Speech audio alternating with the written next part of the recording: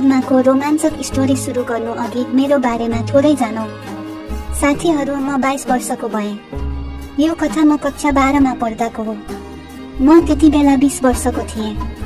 त्यति बेला मेरो फिगर 32, 28, 34 थियो। मैले कहिल्यै रोमान्टिक काम गरेको थिइनँ। त्यति बेला मलाई रोमान्टिक गर्न मन लाग्थ्यो, त्यसैले म आफ्नो सानोमा औँला, कलम, पेन्सिल आदि राख्थेँ। हाम्रो घर नजिकै केही कुकुरहरू बस्थे। तिनीहरूमध्ये एउटा मात्र कुकुर थियो। म तिनीहरूलाई हेर्दै थिएँ जब तिनीहरूले उसलाई चिराइरहेका थिए। उनीहरूलाई देखेर मलाई पनि चिराइ जस्तो लाग्यो। मलाई लाग्थ्यो कि कसैले मलाई कुतिया जस्तै छुराउनु पर्छ। एक पटक म स्कुलबाट फर्कदै थिएँ। मसँग पैसा थिएन। मेरो घर स्कुलबाट धेरै टाढा थियो। अटो चढेर स्कुल जानु पर्थ्यो। त्यो दिन कोही पनि अटो चलाउन तयार भएनन्। घर पुगेपछि पैसा दिन्छु भने तर उनी मानेनन्। त्यसपछि केही बेरपछि एउटा अटोवाला तयार भयो। उनको उमेर करिब 35 वर्ष थियो। म उहाँको अटोमा बसेर हामी प्रस्थान गर्यौं। केही टाढा हिँडेपछि सुनसान बाटोमा पुग्यौं। एक्कासी अटोको टायर फुट्यो।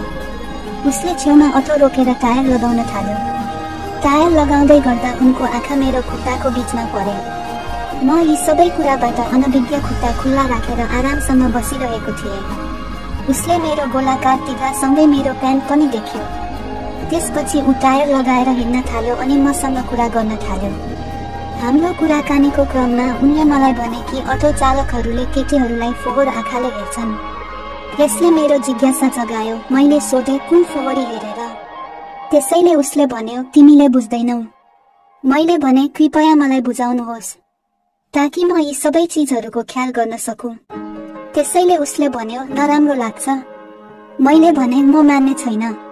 त्यसो भए उसले भन्यो, तिनीहरू यसरी कुरा गर्छन् कि सेता केटीहरूको त्यहाँ खैरो कपाल छ, कालो कपाल छैन? मैले भने, त्यस्तो होइन। त्यसैले उहाँले भन्नुभयो, त्यसो भए तिनीहरू कसरी छन्? मैले भने, तिनीहरू कालो मात्र हुन्। उसले भन्यो, होइन, म सहमत हुन सक्दिनँ। यो मैले सुनेको कुरा हो। उनको भनाइले म भित्र रोमान्टिक जागृत हुन थाल्यो। एक अधवैंसे मानिस मेरो तरबुजाको बारेमा कुरा गर्दै थिए। मलाई थाहा थियो कि उसले यी सबै कुरा जानाजानी भनेको थियो। तर अब म आफैले उसले यसरी कुरा गरोस् भन्ने चाहन्छु। मैले भने, जे सुने होला, तर म केटी हुँ। मलाई थाहा हुनेछ यो कस्तो छ। उसले भन्यो, तिमी मलाई देखाउन सक्छौ? मैले भने, होइन, के कुरा गर्दै हुनुहुन्छ? यसबारे उनले केही भनेनन्। त्यसपछि 1 मिनेट पर्खिएपछि उसले भन्यो, यदि तिमी चाहन्छौ भने म तिमीलाई सित्तैमा घर पठाउँछु। भाडा लिने छैन। तपाईले मलाई एक पटक मात्र देखाउनु पर्छ। मेरो मन धेरै छ। के तपाईँ मलाई देखाउन सक्नुहुन्छ? तैपनि मैले ठाडै अस्वीकार गरेँ। उसले भन्यो, म तिमीलाई स्कर्ट उठाउनको लागि मात्र रु 500 दिन सक्छु। यसको बारेमा सोच्नुहोस्। अब स्कर्ट उठाउन मात्र रु 500 पाइरहेको थियो, त्यसैले म लोभी भएँ। मैले राजी भएर भने, ठिक छ, पहिले मलाई पैसा दिनुहोस्। यो सुनेर उसले अटो रोकेर खल्तीबाट 500 रुपैयाँ निकालेर दिए। झोलामा पैसा राखे। बाटोको छेउमा खेतहरू थिए। खेतमा तोरी फल्दै थियो। उसले भन्यो, मैदानमा जाऊ, उतै देखाऊ। बाटोमा जो कोही देख्न सक्छ। झोला त्यही अटोमा छोडेर खेततिर लागे। म गएर अलि टाढा बसेपछि म देखिनँ। ऊ मेरो पछाडि आएर मेरो छेउमा बस्यो। त्यसपछि मैले लाजले आफ्नो प्यान्ट फुकालेर नजिकै राखेँ। मैले स्कर्ट उठाउने बित्तिकै उसले मेरो तरबुजालाई हेरिरह्यो। 2 मिनेटपछि मैले स्कर्ट तल झारेँ। त्यसपछि उसलाई होस आयो। उसले भन्यो, तिम्रो तरबुजा धेरै राम्रो छ। मैले आजसम्म यस्तो कुकुर देखेको छैन। त्यसपछि उसले भन्यो, यदि तिमीले मलाई तिम्रो बुबु देखाउँछौ भने म अर्को 500 रुपैयाँ दिन्छु। यति भन्दै उसले 500 को नोट म तर्फ बढायो। मैले बिना सोचेर नोट समाएँ। त्यसपछि उसले भन्यो, मलाई देखाऊ। मैले आफ्नो सर्टको बटन खोल्न थालेँ। मैले आफ्नो सर्ट खोलेर ब्रा माथि तानेपछि मेरो 32 वर्षको बुब्स उनको अगाडि आयो र उसले मसाज गर्न थाल्यो। मेरो निप्पल कडा भयो। यसपछि उसले भन्यो, तिम्रो तरबुजा धेरै सुन्दर छ। म फेरि हेर्न चाहन्छु। त्यसैले मैले स्कर्ट उठाएँ। उसले मेरो खुट्टाको बीचमा आफ्नो टाउको राख्यो र मेरो पुतलीलाई धेरै नजिकबाट हेर्न थाल्यो। उसको तातो सास मैले मेरो पुतलीमा महसुस गर्न सकिन। अचानक उसको जिब्रोले मेरो पुतली छोयो। त्यसपछि मलाई मेरो सम्पूर्ण शरीरमा बिजुलीको झट्का लागेको महसुस भयो। म अचम्ममा उफ्रिएर सोधेँ, के गर्दैछौ? त्यसैले उसले भन्यो, म तिम्रो पुतलीको स्वाद हेर्दै थिएँ। मैले सोधेँ, कस्तो छ? उसले भन्यो, तिमी पहिले नै उत्तेजित छौ, राम्रोसँग हेरौ। उसले मलाई मेरो तिघ्रा समातेर मेरो पुतली चाख्न थाल्यो। यो सबै मेरो लागि बिल्कुल नयाँ थियो। मलाई धेरै रमाइलो भइरहेको थियो। मैले उसलाई रोक्न पनि सकिनँ र मेरो खुट्टा पुरै खोलिदिएँ ताकि उसको जिब्रो मेरो पुतलीमा पुरै पस्न सकोस्। उसले आफ्नो जिब्रो मेरो पुतलीको क्लिटोरिसमा घुमाउन थाल्यो। म पागल हुन थालेँ। उसले कहिलेकाहीँ मेरो पुतलीभित्र आफ्नो जिब्रो घुसाइरहेको थियो। उसको मुखमा मेरो पुतलो थिचेर मैले पनि पूर्ण मजा लिएको थिएँ। एक्कासी ऊ रोकियो र मुख उठाएर भन्यो, तिमी मेरो हेर्न चाहन्छौ? मैले उनी हल्लाएर उसले आफ्नो पजामा तल तान्यो र उसको कालो कोब्रा बाहिर आयो। उसको गाढा बाक्लो कोब्रा देखेर मलाई डर लाग्यो। उसले भन्यो, नडराऊ, समात्न रमाइलो हुन्छ। यदि तपाईँ चाहनुहुन्छ भने यसलाई आफ्नो हातले प्रयास गर्नुहोस्। म देखाउन पैसा लिने छैन। त्यसैले मैले उसको कोब्रा समातेँ। मैले उसलाई समात्ने बित्तिकै उसको कोब्रा साफ कडा भयो। म उसको छाला यताउता हेर्न थालेँ। त्यसपछि उसले भन्यो, मेरो कोब्रामा चुम्बन गर्नुहोस्। म उसलाई हेर्न थालेँ। उसले आफ्नो कोब्रा मेरो मुख अगाडि राख्यो। मैले पनि उसको कोब्रामा सानो किस गरेँ। मलाई धेरै अनौठो लाग्यो किनभने यो मेरो पहिलो पटक थियो। चुस्न गरिसकेपछि उसले भन्यो, तिमी पनि चाख्छौ कि मेरो कोब्राको स्वाद कस्तो छ? यति भन्दै उसले आफ्नो कोब्रा मेरो मुखको छेउमा राख्यो। मैले आँखा बन्द गरेँ र उसको कोब्रा समातेर मुखमा लिएँ। यो एकदमै अनौठो स्वाद थियो, तर जब मैले यसलाई चुसाउन थालेँ मलाई यो मन पर्न थाल्यो।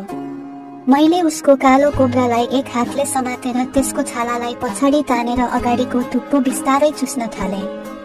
कोब्राको टाउको भित्रबाट नुनिलो पानी आइरहेको थियो। अब उसको कोब्रा एकदमै कडा भयो र पुरुष एकदमै उत्तेजित भयो। मैले पनि बोतलमा त्यो हालेर जुस पिउने जस्तै उसको कोब्रा चुस्न थालेँ। उसले मेरो बुबु थिच्न थाल्यो। उसले भन्यो, हो आहा, चुसाएर पूर्ण रूपमा भिजाउनुहोस्, यसबाट अझ राम्रो रस निस्कन्छ। उसको आग्रहमा मैले उसको लादोमा मेरो मुखबाट निकालेर त्यसमा जिब्रो घुमाउन थालेँ। मैले उसको पुरै लादो भिजाइदिएँ। त्यसपछि ऊ मेरो खुट्टाको बीचमा आयो। उसले मेरो पुतलीमा आफ्नो लादो रगड्न थाल्यो। म एकै समयमा डर र आनन्द महसुस गरिरहेको थिएँ। केही बेर रग्दा मेरो पुतली भिज्यो।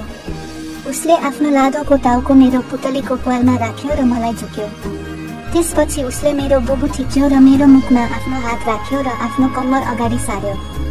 उसको कोब्राको आधा भाग एकै झट्कामा मेरो तरबुजामा प्रवेश गर्यो र मलाई मेरो सास रोकिएको महसुस भयो। ऊ त्यही रोकियो। मेरो आँखाबाट आँसु झर्न थाल्यो। त्यसपछि उसले दोस्रो झट्का दियो र मेरो सानो तरबुजाभित्र आफ्नो पुरै लादो घुसायो। मेरो आँखा अगाडि अँध्यारो देखिन थाल्यो। यी सबै कुरालाई थाहा नपाएर ऊ मसँग जोडतोडले छिराउनमा लागिरहेको थियो। उसको कोब्रा सर्प मेरो पाठेघरमा ठोक्किरहेको थियो। बिस्तारै मेरो पीडा पनि कम हुँदै गयो। म पनि मजा लिन थालेँ। मैले पनि आफ्नो नितम्ब उठाएर उसको धड्कनको जवाफ दिन थालेँ। मेरो तरबुजाबाट पानी निस्किरहेको थियो जसले उसको कोब्रालाई चिप्लो बनाउँदै मलाई झनै आनन्द दिइरहेको थियो। उसको अचम्मको छिराइको कारण मैले पहिले नै एकपटक चरम उत्तेजित भएँ, तर उनको गति अझै घटेको थिएन। अचानक उसले गति बढायो र 10-12 जोड दिएर कोब्रालाई जरासम्म पुरै घुसायो। यही क्षणमा मेरो पुतली तातो बिको जेठले भर्न थाल्यो। उसले मेरो योनिलाई आफ्नो वीर धेरैमा भर्यो। त्यसपछि उसले मलाई यसरी डाल्यो। केही बेरपछि ऊ छेउमा सर्यो र मेरो प्यान्टले आफ्नो लाफो सफा गर्यो। त्यसपछि उसले मेरो पुतली पनि सफा गरिदियो। उनको रस अझै टपकिरहेको थियो। त्यसपछि लुगा लगाएपछि भन्नुभयो, पहिले म बाहिर जान्छु, त्यसपछि तिमी आउनु। यति भन्दै उनी अटो नजिक गए। मैले पनि ब्रा र प्यान्टी लगाएको थिएँ। सर्टको बटन बन्द गरेर बाटोमा लागे। उसले भन्यो, तिमी छौ, त्यसैले भोलि मलाई स्कुल बाहिर भेट्न। म तिमीलाई औषधि दिन्छु। मैले भने, ठिक छ। त्यसपछि उसले मलाई घर छोड्यो। साथीहरू, त्यो दिन मैले पहिलो पटक रोमान्टिक गरेँ। मैले पहिलो पटक मेरो पुतलीमा बालेको अनुभूति गरेँ। अहिलेसम्म मैले नीलो फिल्म मात्र हेरेको थिएँ र रोमाञ्चकको बारेमा मात्र सुनेको थिएँ, तर आज म अनुभव लिएर आएको हुँ। साँचो भन्नुपर्दा जीवनमा नयाँ वसन्त आए जस्तो लाग्यो। मेरो पहिलो बिर स्खलन गर्दा भयो। म धेरै खुसी थिएँ। यस्तो लाग्थ्यो कि मैले बलियो पुतली मसाज पाएको छु। घर आएपछि म बाथरुम गएँ। मैले मेरो प्यान्टी फुकाले बाथरुमको ऐनामा मेरो बिल्ली हेरेँ। मेरो पुतली सुन्निएको देखिन्थ्यो। आज उनी निकै सुन्दर देखिन्थिन्। लादो रगडेको कारण पुतलीको ओठ रातो भएको थियो र पुतलीको चट्टानमा अनौठो आवाज आइरहेको थियो। म पिसाब गर्न बसेँ। जब तातो पिसाब निस्क्यो, पिसाब चिच्यायो, तर त्यही तातो पिसाबले मेरो पुतलीलाई राहत दिन थाल्यो। त्यसपछि मैले पुतलीलाई तातो पानीले धोएँ र त्यसमा क्रिम लगाइदिएँ ताकि दुखाइ छिट्टै कम होस्। त्यो दिन रातिसम्म मलाई चिराएर मेरो पुच्चीबाट भर्खरै एउटा बाले निस्केको अनुभूति भयो। मलाई पीडा महसुस भइरहेको थियो र हिँड्दा मलाई बारम्बार मेरो पुतलीमा कुकुरले छुटाएको अनुभूति भइरहेको थियो। आज पनि त्यही अनुभूति सम्झन्छु र सम्झनामा ताजा छ। मेरो क्याम्पस केटी रोमान्टिक कथा तपाईलाई कस्तो लाग्यो कमेन्ट मलाई लेख्नुहोला। साथै भिडियोलाई लाइक र च्यानललाई सब्स्क्राइब गरी साथ दिनुहोला। कथा सुनिदिनु भएकोमा धेरै धेरैले धन्यवाद।